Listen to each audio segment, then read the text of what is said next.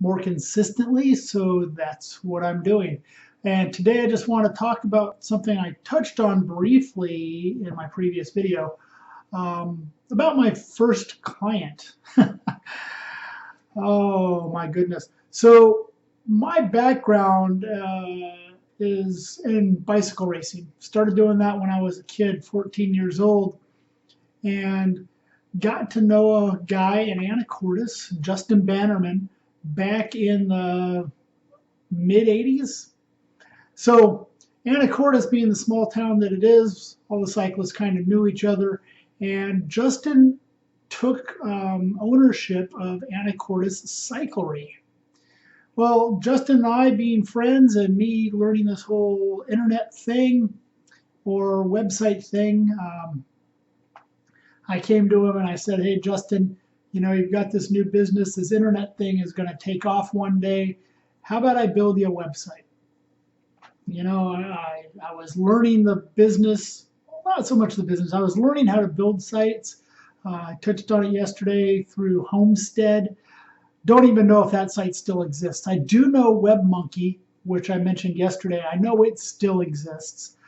But so if you want to learn HTML, great site to go to learn. Really basic, some basic stuff. But anyway, I went to Justin. I said, "Hey, let's do this. Let's put together a website." I didn't know what all was going to be involved in building this thing. He had products in his store. I wanted to do e-commerce before we knew there was such a thing as e-commerce. I wanted to do more of a catalog site than e-commerce, and have products on there so people could see it. And man, when I started putting more products on there, it was just an overwhelming project. So I limited how many products went on there. The site was atrocious. I remember, like, the background was a repetitive background, kind of a green blue, and it had some bicycles on it, just ugly as could be. I think I had a picture of his logo on there and a bunch of flashy things. Well, that came to my philosophy that I go by now. Excuse me. Just because you can do it doesn't mean you should. The 80s and the 90s was the era of flashy things on your website, and God, they were distracting. And then we went to Flash, Adobe Flash, and websites were really what we call heavy. They were slowly loading. Most people were using dial-up connections back then, AOL, Comcast, things like that. They were just slow, so sites took forever to load. And even Justin's, when I put it together, was not the fastest website.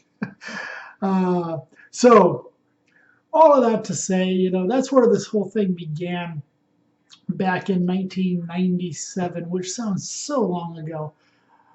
I don't think it was that long ago, but yes, it was. It was a long time ago. But what we're doing now and how my business has evolved since then, the internet's such a different thing than it was back in 97. Thank goodness.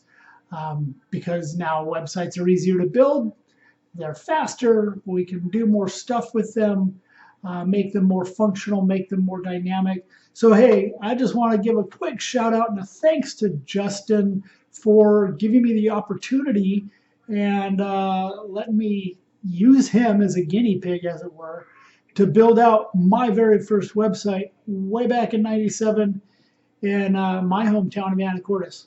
So that's kind of the beginning stories of how this whole operation called Focused Idea began. Oh, hey, really quickly, too. Yeah, I know this video didn't have anything to do with Facebook ads, but a little while back I put this book together, wrote it about how to do Facebook ads. I'll tell you what, this video is going out on 5 different platforms.